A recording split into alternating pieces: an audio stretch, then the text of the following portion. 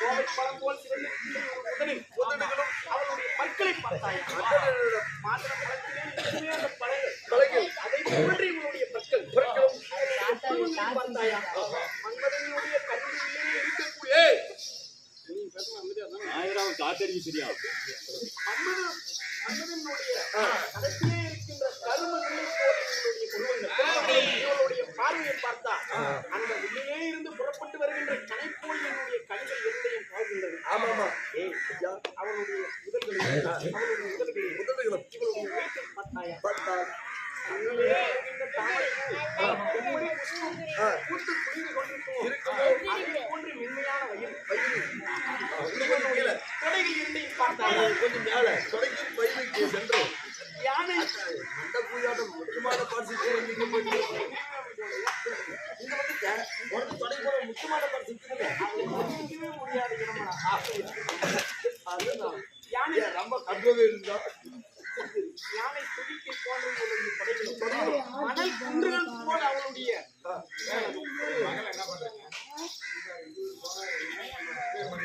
இருந்தால் இவளுடைய அழகை பார்த்துக் கொண்டிருந்தார்.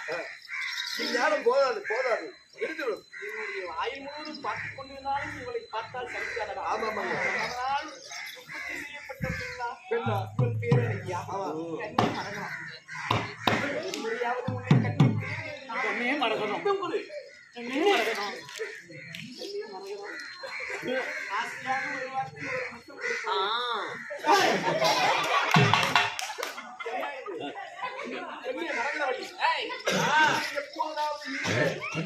இந்த உயிர் போனாலும் சரி இவளை மணக்காமல் ஒருபோது இந்த நாட்டை விட்டு புறப்படுவதில்லை. கண்ணே மறக்கணும் கண்ணே மறக்கணும் கண்ணே கண்ணே மறக்கணும். ஆமா அர்ஜுனா ஆமா இந்த இடத்தில் உனக்கு என்ன வேலை? உனக்கு என்ன மாமா அங்க வேலை? எனக்கு என்ன வேலையா? ஆமா அப்பா ஒரு நாடாளக்கூடிய அரசன் நாட்டில் இருப்பதை விட்டு இங்கு இடத்தில் உனக்கு என்ன வேலை? இந்த மரகத தேசத்தில் உனக்கு என்ன வேலை? ஆக்கல் அழித்தல். உலகம் 56 தேசத்தை பார்க்கணும். இங்க இருக்கு வந்த நீ இங்கே வந்தனா? ஆமா பறந்து விரிந்த உலகத்தில் நான் எங்கும் வியாபித்திருப்பேன். எங்க அந்த கையை கேட்டு மாமா. எதுக்கு அந்த கை கொண்டு என்ன இருக்குது? எதில்லையே மாமா? அந்த கையில நான் போச்சு. அந்த கையில நீ என்ன வச்சுக்கிற? முடியாது புரியாது. நீ முதலில் உன் கையை காட்டு. நீ தான் முன்ன காட்டணும். அர்ஜுனா மாமா நீ என்னிடத்தில் சொல்லாம கூட இந்த மரகத தேசத்துக்கு வந்திருக்கிறது நீ சாதாரணமான நீ எனக்கு தெரியாம நானா முன்ன வந்தவன் பின்னாடி வந்தாலும் நீ எது வந்த நீங்க ஆனா அதாவது இன்னொரு பெண்ணை திருமணம் செய்யலாம் என்று வந்திருக்கேன். அறிவுக்குதான் மாமா. ஏப்பா அர்ஜுனா மரகதமா மரகதம் கண்ணே மரகதவல்லி. ஐயோ மரகதவல்லி பாருங்க மாமா எவ்வளவு மாமா இவன் வந்துட்டே இவ்வளவு அழகா இருக்குன்னா மனைவி அறிவுகிற உனக்கு பேர் என்ன உனக்கு தெரியுமா? எனக்கு தெரியும். நான் தான் முன்ன கொண்டு வந்து எனக்கு காட்டுறேன் நாரதம் தான். ஏண்டா ஏ மரகதா மனைவி உனக்கு மாமா உன் தங்கச்சி ஏண்டா இப்படி பாக்குற? கொட்டாச்சி போய் தங்கச்சிக்கிற செத்து பெண் தங்கச்சி கண்ணே மரகதம் கண்ணே பெண்ணே மரகதம் மரகதம்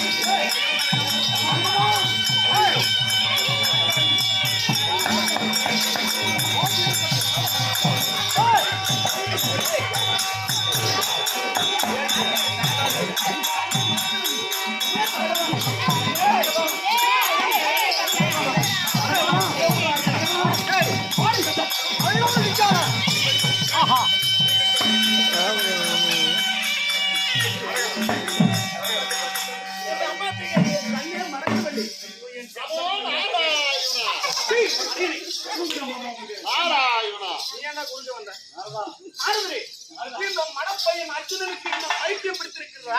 மாமனுக்கு பைத்தியமா எனக்கு பைத்தியமா பாக்குறேன் சொல்லு. இவளுக்கு தனியா யாருக்கு பைத்தியம் சொல்லுவாங்க? அர்ஜுனா வாயுங்க ஒண்ணு யாருக்குன்னு அப்புறம் முடிவு பண்ணலாமா? அதாவது காத்திருந்தவங்க முன்னாடி அதனால பாத்து மட்டும் பண்ணது இப்போ அதை வீட்டு கொண்டு வர வழியும் பாருங்கய்யா. நான் கட்டியிருப்பேன். அதிகம் கிடைச்சியா? பெண் எனக்கு தான். பெண் எனக்கு தான். ஏப்பா பெண் இப்ப எங்க இருக்குது? கொண்டு போயிட்டான். காணவில்லையா? இங்க வா. நீங்க 1000 அர்ஜுனும் தாயை சேர்ந்தாலும் அசாதுரனை உங்களால் கொல்ல முடியாது. அதனால ஏன்னா ராமாயணத்தில் தப்பிச்சு அதாவது சொன்னால் ராமபாணங்கள் தான் அப்படின்னு வரவாங்கன்னு ராம உதாரணம் உங்களுக்கு முடிஞ்சு போச்சு. சின்ன உதாரணம் அர்ஜுனாக இருக்கிறீங்க. அதனால மீண்டும் நீங்கதான் அவதாரம் எடுக்கக்கூடிய வல்லவர்களாச்ச. அதனால நீங்க ராம உதாரணம் எடுத்து அசாசூரனை மடிஞ்ச வழியை பாரு. அப்புறம் இந்த பொண்ணு யாருன்னு முடிவு பண்ணிக்கலாம்.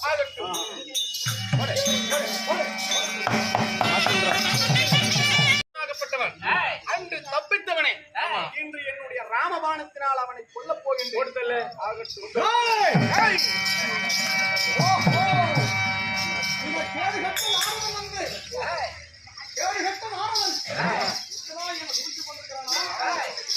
என்று அன்று ராமபாணத்திற்கு நான் பயந்துகின்ற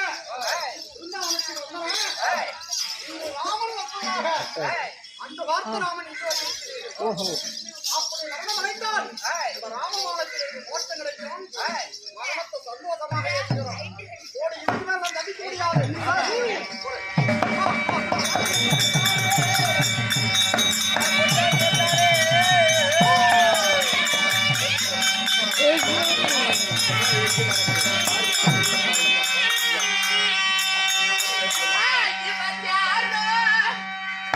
ఎందుకో చూద్దా చూడపడదు కీల కీల కీల ఇందనా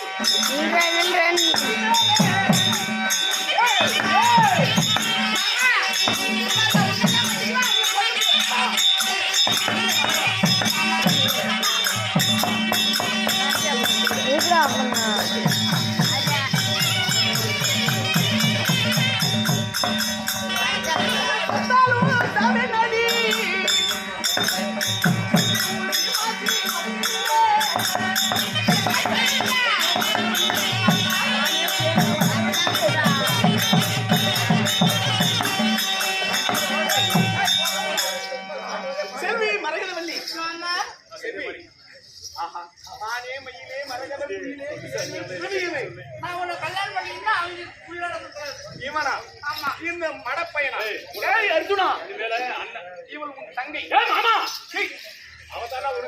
எனக்கு இந்த பெண்ணா முக்கியம், நீ முக்கியம்.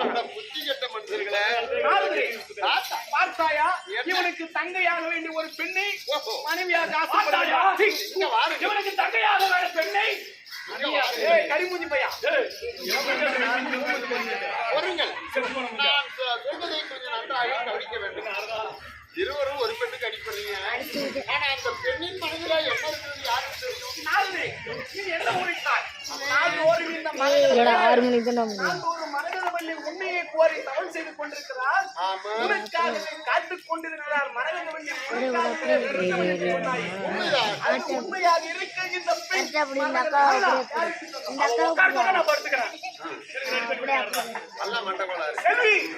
மரகதமே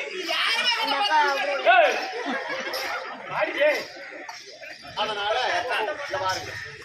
அந்த பெண்ணின் கையிலே ஒரு மாலையை கொடுப்போம்.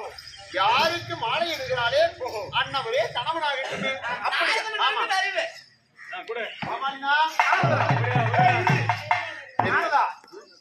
இந்த ஸ்ரீமந்த நாராயணன் 32 லட்சணங்கள் புரிஞ்சவன். இந்த பெண் என்னை மணக்காமல் இந்த கரிமூஞ்சி பையனை ஒண்ணு உனக்குதாங்க. இவன் மூஞ்சியை பார்த்தாயா முட்டை போண்டா போல் வீதி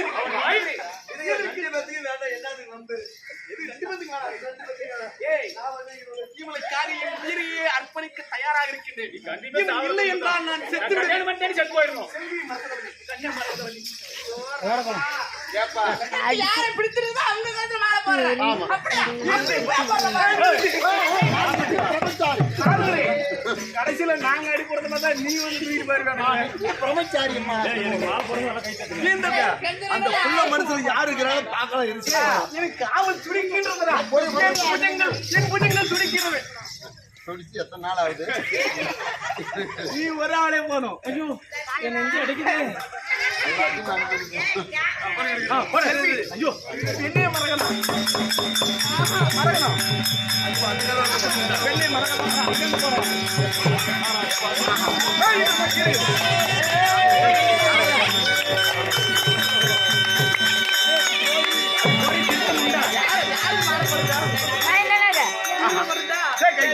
பார்த்தாயா? மழை போடு. நீ எல்லாம் பண்ற